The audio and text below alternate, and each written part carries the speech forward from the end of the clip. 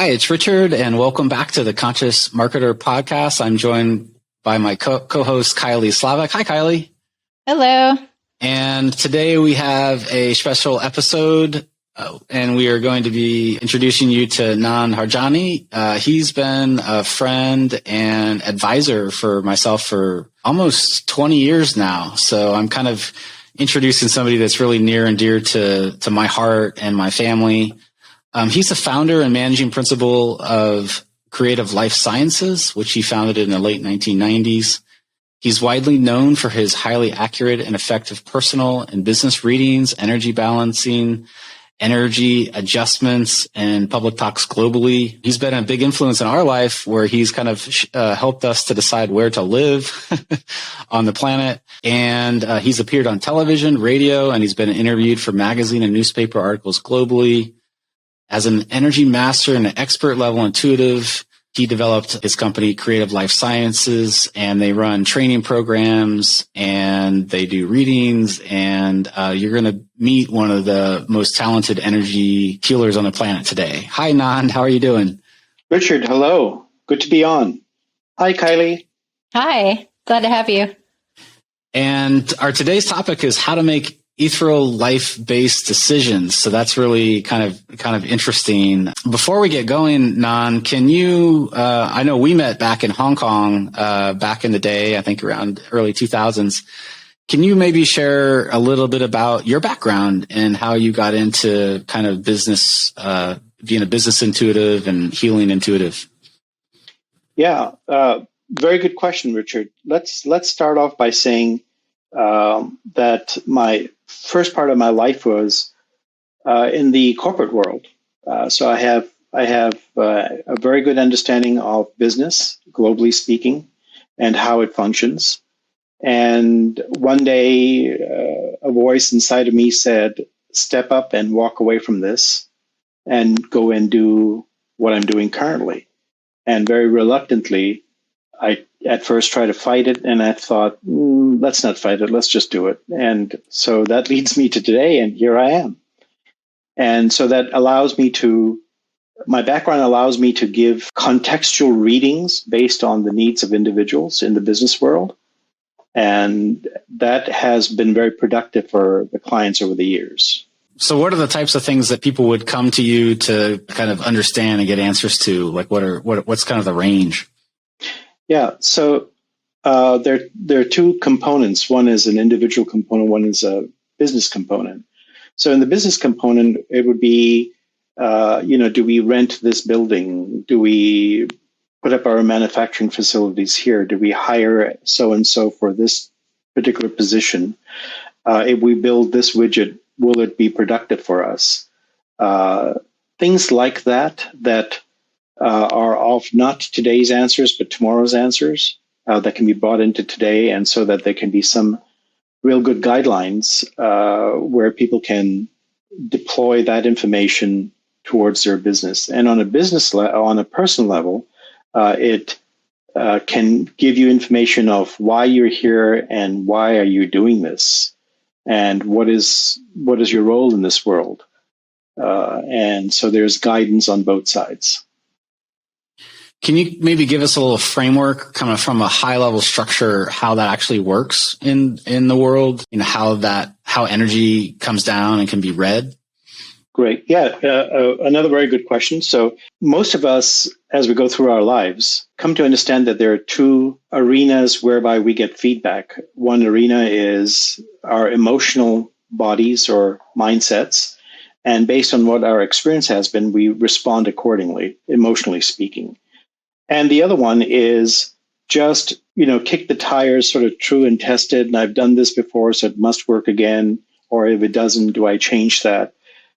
These are learned behaviors. And whenever we get into those two arenas, we tend to sort of follow a certain path. And we're doing the same thing, but it's a different day. And we then find ourselves not moving forward. There is yet another realm that has just a whole reservoir of information, and that's the ethereal realm. And over the years, as I've been tapping into that realm, I have concluded that there's a way to using a set of tools to allow certain pieces of information to come through and be presented in a fashion that the receiver can understand, whether it's aimed at their emotion or aimed at their nature of being who they are in this world. And that seems to be really kind of where everybody wants to go to move forward, but they don't have that information or don't have access to the information. So I've come up with a system that you can tap into that arena consistently, accurately, and you can repeat it as many times as you wish. Can you maybe drill into and just share like a specific application that you would use that for? And I know that you have talked about like aura interpretation as one of the specialties within that. And so how you might use it to make a more informed decision, say in something that maybe a direction that you want to go or somebody you want to hire. Could you give us maybe a specific example? Sure.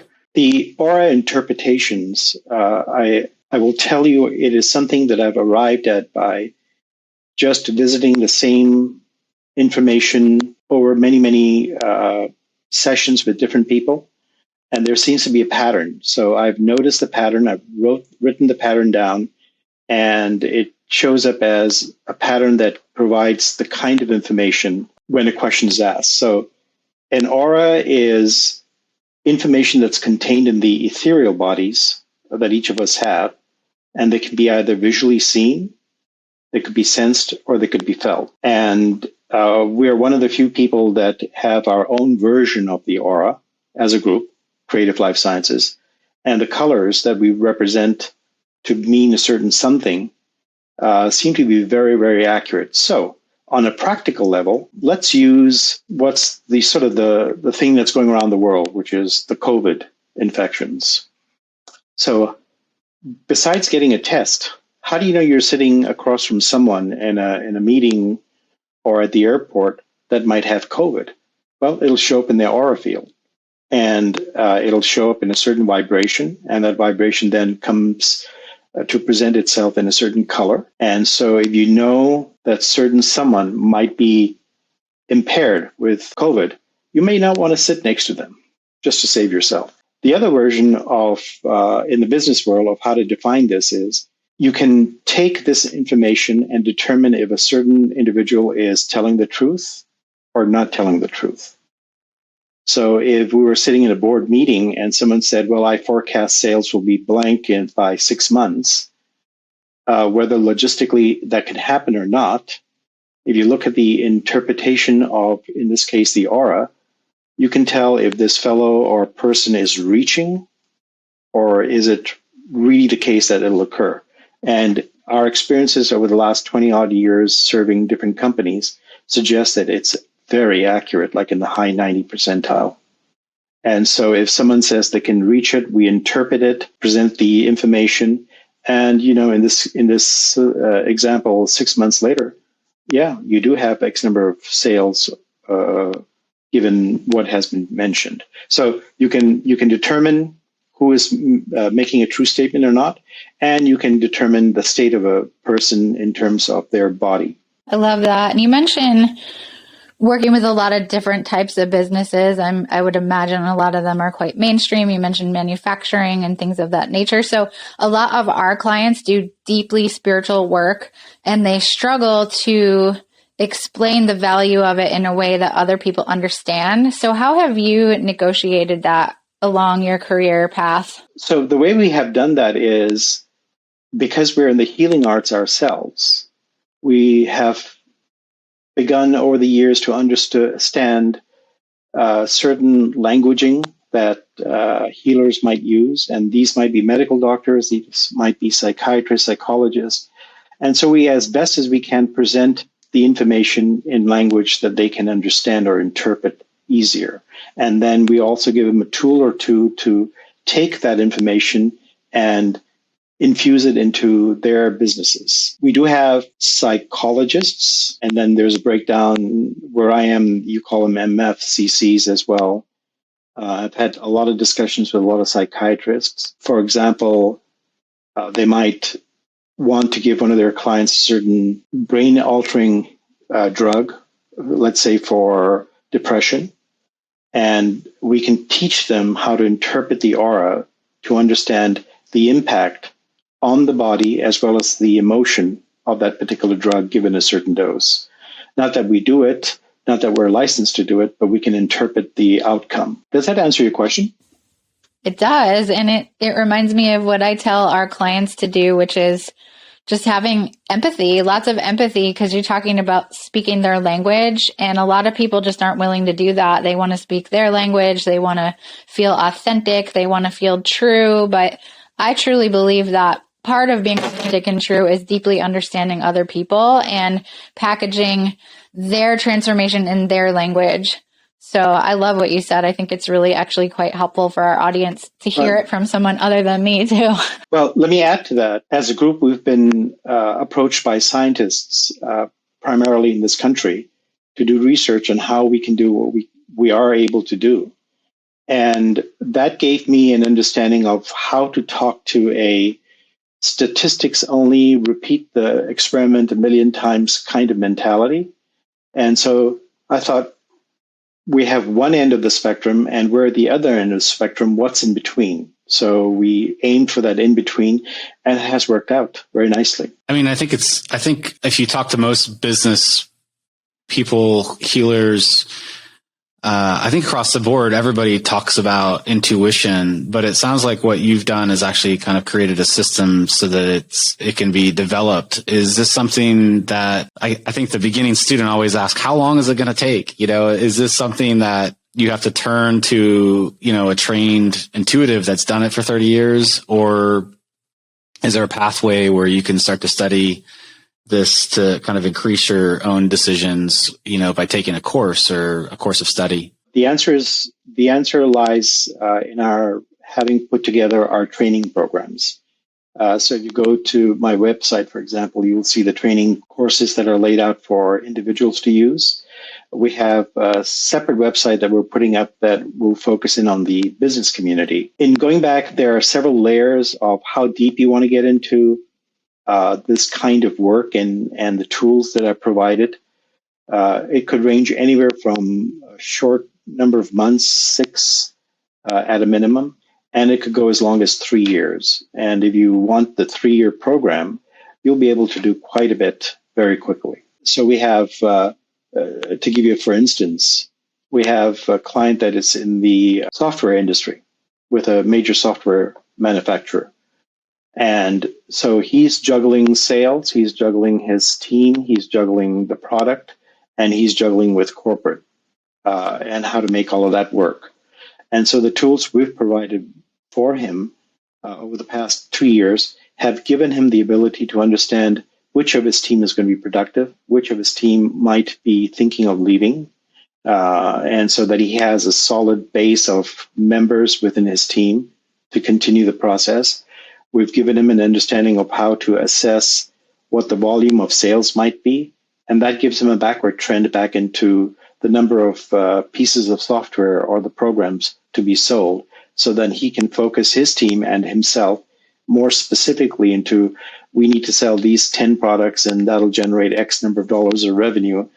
And then he can take that information and correlate it with how corporate is thinking. And if that comports, then it's a win-win for everybody. The client, him, his team, as well as his company. And so far it's worked. I love that. That's so powerful and clear. And without giving the whole toolbox, you've mentioned tools a couple times, and I'm curious if you would share one of those specific tools. I know you mentioned the aura and reading the aura, but is there something that people listening could take and just in the tiniest little way start to apply? Yeah. So there is a very simple exercise that I'll bring forth onto the table here that actually reduces the barriers that one might have. So if you've had an abusive boss before and you work and you're applying for another company and the boss has the same characteristics, how do you then work in that new environment? How do you draw your boundaries? Very simple exercise might be what I call is a counting exercise. And so it's a very simple, it's a very short timing exercise that disconnects you basically from all of your emotion and learned behavior, so you can go about doing what you've been hired to do. And we can walk through this. It's very simple. All of us know how to count. And if we start at the number 0, everybody can sort of understand what the number 0 looks like. And if not, then, 3x5 cards with the number 0 on it works for those of us that are spatially challenged. And I would say just have 10 of those cards. Go from 0 to 10. Technically, that's 11, but you get the idea. And all you have to do is just so many seconds, view one, replace it with the next one chronologically in terms of numbers, going towards 10 from 0. And by the time you reach 10, this process maybe can take somewhere between 15 to 20 seconds. And once you're done with that, the barriers that you've had before begin to evaporate. And then you begin to clearly communicate or get involved with whoever the other individual is or teams are. And by the way, it works for business and it works for a personal level too. So you can, if you're getting into an argument with a family member or a significant other, if the both of you just learn this simple technique, this simple exercise, there'll be less arguments and there'll be more cooperation in the household. Well, I don't think too many people would not want that, right? We all might want a few less arguments and a little more harmony in our lives, as it were. So yeah, that's a great, helpful tool. Thank you. And it also helps when you're hiring people. It also helps when you're going down the aisle in the supermarket and your craving says, let's buy sugar. And your other ear says, no, eat healthy. Well, 20 seconds later, you'll figure out, do you want the sugar or do you want the healthy I did this thing on the aisle? And it's a very simple process. I was going to say, I did that last night with Netflix. Yeah. I didn't watch it. Nand, can you share, my sense is that different people access the information in different ways. Can you maybe share a little bit about how different people receive information and intuition?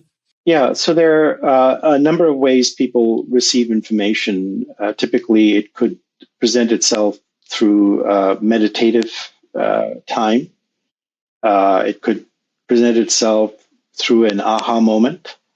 It could present itself through a dream state. They're all equally as good. The key is to learn how to interpret them and retain the information. So there are different tools that are provided to capture that information and retain it. There are certain people that are more in tune, and there are certain people that are less in tune.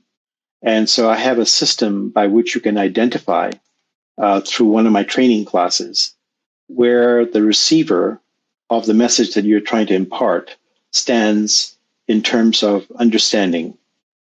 And that knowledge alone makes life just simple in every sense of the word.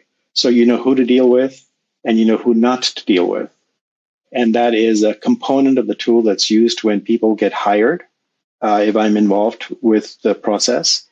And by the way, the companies that hire me to look at the potential candidate, tell the candidate up ahead that what my background is and what I'm doing there.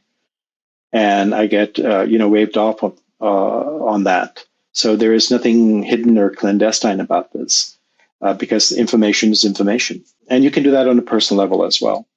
Yeah, I mean, I think it's interesting to think of all the different use cases. I know that, in Asia, it's a little more acceptable to have your feng shui master, and, to have your different people surrounding you, right? Yeah, right. In Asia, it's probably a little less known, but even I know the person who used to work with Steve Jobs. He played that role, and he had one client, which was Steve Jobs, and it would help him hire people. And then his other job was to pick jurors in courtrooms, and he had a really high percentage rate of winning cases because, like you said, it's just information. But certain people are tuned in to do that. Yeah. Let me also add to that information that's to be delivered. If I'm the one interpreting it, there's a certain level of ethics behind it. Mm-hmm. And then there's also a component of compassion behind it. So if one figures out one is with cancer and about to die, you don't say, hey, you have cancer, you're dying, I'm leaving. It lacks compassion. Mm-hmm. So the delivery can be presented in a fashion that is very, very soft. Mm-hmm. Yeah. I know one of the things I'm kind of fascinated by is like synchronicity. And Kylie and I have a common mentor in New Zealand that you may have met one time, Atta. And like one of her prayers is, universe, give me some really big signs if I'm meant to do this or not meant to do this, and give them to me like 2 or 3 times and make them really big so that I can't miss them. Can you talk a little bit about how synchronicity plays a role and how you can kind of be open to receiving, guidance and pathways that may be more advantageous or to your own personal growth? Yes, I actually can. We're talking about simply receiving and accepting information. So synchronicity to me is information that's presented to an individual from the time that they're born to the time that they die, and they have a choice. Either they can hear that information or listen to that information, or they can't, and they refuse to. And if it's significant as a part of the life purpose of an individual, then that synchronicity will, sort of circle back around, and this time it'll get larger and more in your face, and until you actually sort of get it or have someone else present it to you in a clear fashion. So to me, synchronicity is that piece of information that is part of one's destiny. And the clarity there is, does the receiver accept that as part of his or her destiny? Now, the tools that we've just talked about will add to your decision-making processes. So if you're able to understand the aura, and if you go down to this individual in Australia and they're saying XYZ, if you interpret their coloring, for instance, if you're at a distance, which we are today, then that adds more validity to the information that's being presented to you, to accept it or not to accept it. I love that. And I am a big fan of storytelling. I'm a story-based marketer. So I'm kind of coming to a place where I want to hear some stories about how this is played out for people, maybe a case study or something like that you have throughout your years of doing this work. Let's do one business one and perhaps one personal one, so we have the entire gamut covered here. So in a business sense, we had at one point telecom company, which was fairly large, but a regional one. And they had switches which they utilized to transmit calls that were incoming on certain phone numbers. In those days, it was 800 numbers. Today, it's like 855, 888, and all a bunch of different numbers, right? And so their switches would then redirect the phone call to the specific vendor that they were hired to receive the calls for. And one Friday afternoon, the president of the company called and he said, "Hey, I have an issue. Can you fix a machine? I know you can fix a human, but can you fix a machine?" "Yeah, let's try it." And so he had me walk through on the phone what I could do. And simply one of his switches was malfunctioning. And so when the call came in, the switch would try and relay the call back to the final vendor, but the call would be dropped and there would be static at the other end. So the potential purchaser of a product by the vendor never connected with you. What happened was that he had me identify the switch. Now, this company had hundreds of switches. And I did exactly what I've told you earlier, is I bounced the information off the various relays in the caged area where they had all the switches. And I found one where I would ping an energy beam to it and it would bounce back at me. And I thought, that's interesting because they have several hundred of them and only one is pinging back at me. So I said, I think it's this one located here on the third shelf, 3 down from here, that's malfunctioning. And so their engineer went in, and clearly he could visually see that the switch had some issues. Great, we've identified that. Then he said, what caused it? When I asked that question off the switch, as though it were an individual, ethereally, I got back, it's a software issue. Great, we've identified the switch, we've identified how it got there. And basically what the software was telling the switch was turn on, and then the next signal was turn off. So it was going into a on and off, on and off, on and off, and was going crazy and not functioning. So he said, can you identify where in the software? And I said, I'm not a software expert. I'll do my best. And so on a long distance level, I looked at the software and I identified the routine, the subroutine, the sub-subroutine where the switch command was go on, go off, go on, go off. And so I said to him, I think you have a conflict. And the conflict is in this location, very specifically. And he hung up. An hour later, he called back and he said, we have the software manufacturer, IT folks, and we've given them the direction, and they've actually located the issue, and they're fixing it. Thank you very much. So that would be one example of how this works.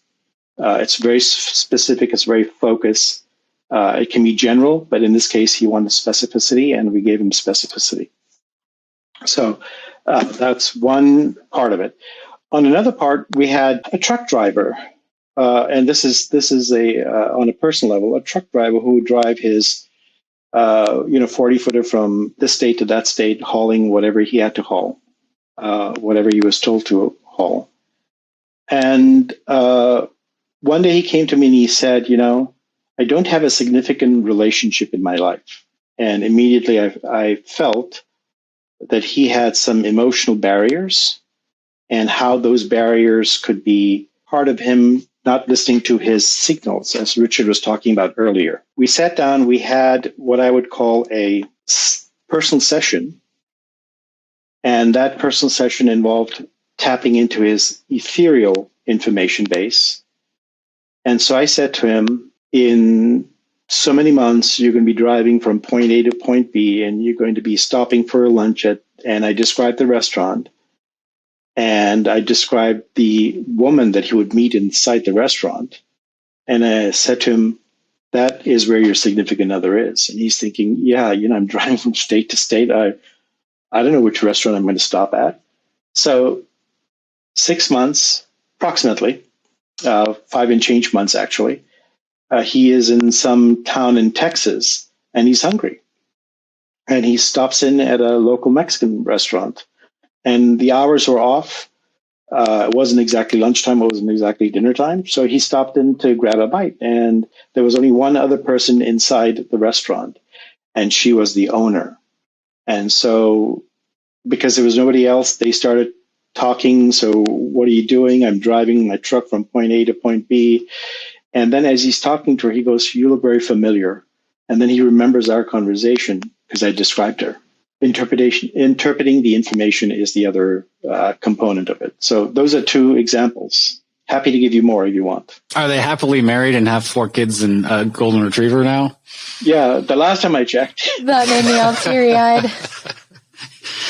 Yeah, that's really synchronicity, and that's really destiny combined as the words define themselves. They had a synchronistic meeting. They followed their destiny. Yeah. And I'm not sure about the golden retriever, though, Richard. It might have been a pit bull or a poodle or something like that. Something or else, a cat. It could have been a cat. So, yeah. Well, it's been really wonderful. I think what you do is really fascinating to me. And, I've been in a lot of different worlds. I was once a trader, and, there's an intuitive part to trading that when you hone it in, it's really important. And I know there's kind of this flow state that you can get into, mm-hmm. And I think everybody tries to quantify it, but I feel like you've created a really powerful system that, you've systematized this so that you can track provable results. And So I think that's really exciting. And it can be taught. That's a super exciting. Yeah. That you could learn to do this. And I'm going to guess it's, cause I access things kinesthetically and often it's what was interesting on the stories, you said the first thing that came to my mind, it's like that first impulse before you start thinking, to kind of be aware of that. But my sense is that the more you ask internally and the more you lean into your intuition, it gets stronger. Is that correct? That's very correct. It's like getting on a train. And once you get on the train and the train moves, there's no going back because it's gone, left the platform, right? So whatever the train presents to you in terms of intuition or comfort or acknowledgement, it's going to be part of your existence to your destination. Well, it's been really wonderful chatting today. We'll have to have you back on and maybe we can do some other case studies and live. Sure. You can tell me where to live. Reading or something like that would be super exciting. Sure. So, if you're, he's pretty good at that. He's guided me to different places on the planet. So, if people want to get a hold of you, Nand, I know I'm going to pass your URL here. It's, creativelifesciences.com. And if you're in need of healing or information, if you're somebody who wants to develop their own intuition for whatever reason, check out Nand's stuff. It's really great. Do you have anything else you'd like to share, Nand, about your work or how people can work with you? Yeah, other than what you described, I would add obviously the training courses, and I'm also available to do talks or seminars. And there are a couple of seminars that are listed on the website, and they're pretty interesting because they're not mainstream. So I would encourage someone to look at that. Right. Well, it's been wonderful having you on today. Thank you so much for sharing your wisdom and your knowledge and that tool you gave everybody. Yeah. Thanks all the listeners. And if you want to get the show notes and get the links and everything for Nand, you can go to consciousmarketer.com/podcast. Thanks everybody. And we will see you on the next show. Thanks, Don. Thank you, Richard. Thank you, Kylie.